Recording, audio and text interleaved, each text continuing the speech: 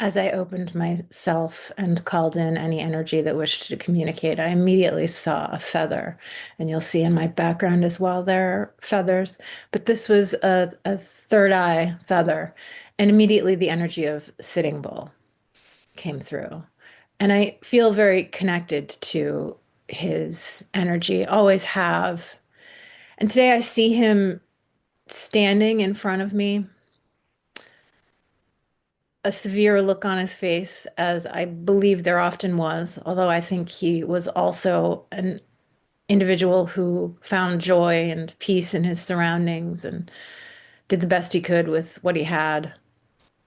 There's a story about Sitting Bull that when he traveled around the world with, I believe it was Wild Bill Hickok, but I could be wrong about that. It was one of those very famous cowboys who traveled the country doing shows and taking pictures with fans. And Sitting Bull joined this person.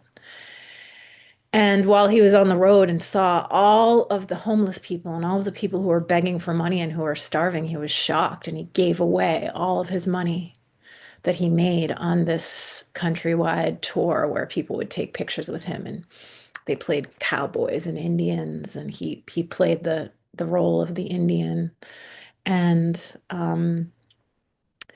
didn't take any of the money that he made. He gave it all away to the homeless people that he saw. And that's the kind of individual that he was. He comes through today, and again, this feels like a message for Cuba. Um, it's starting to appear more in the Western news, at least, what's happening there and how the United States is taking over, and there are blackouts and starvation happening there, and it feels like more of a spotlight is being placed on Cuba, which is necessary. And it feels like I'm having a difficult time speaking. Uh, I think perhaps as a psychic emotional response to what's going on. And also, this feels connected to Sitting Bull as well. I think he was shot at the end of his life. And I think he might have been shot in the throat as well as other areas. But he's sending his staunch strength in the face of invasion, which is something, of course, he faced as a medicine man for his the Sioux tribe in the Lakota Nation. And he's sending the reminder to the Cuban people and to all people who are being invaded by more powerful forces who have a desire to take something from those who have less.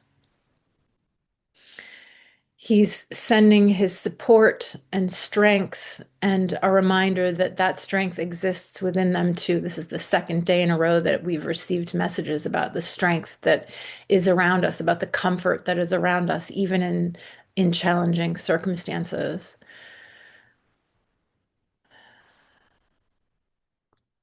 And this strength extends not just to people in Cuba, but to people around the world. We are all facing the same decimation that the Cubans are facing, that the Palestinians are facing, the Iranians are facing. All are facing the same decimation when we look at the abuse of power that is occurring.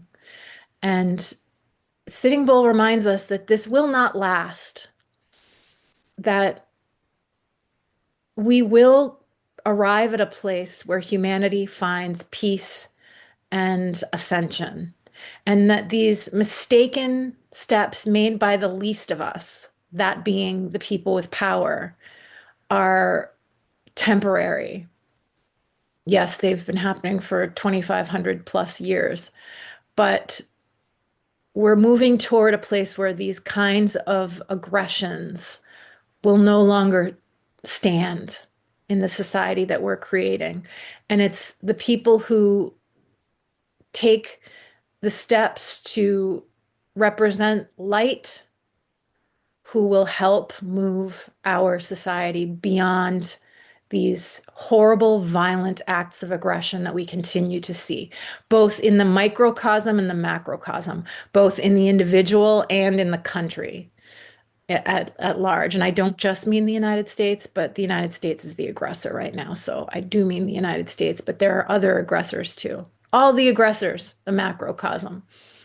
We will see both in the macrocosm and the microcosm, the individual, a a baseline of peace, love, and understanding. We will. Sitting Bull reminds us of that. Sitting Bull didn't get to see it in his lifetime. I may not get to see it in my lifetime, and you may not either, but it is coming. And when we return, it will be here. So stand strong, have faith, breathe, ask for help, feel, and be. Thank you.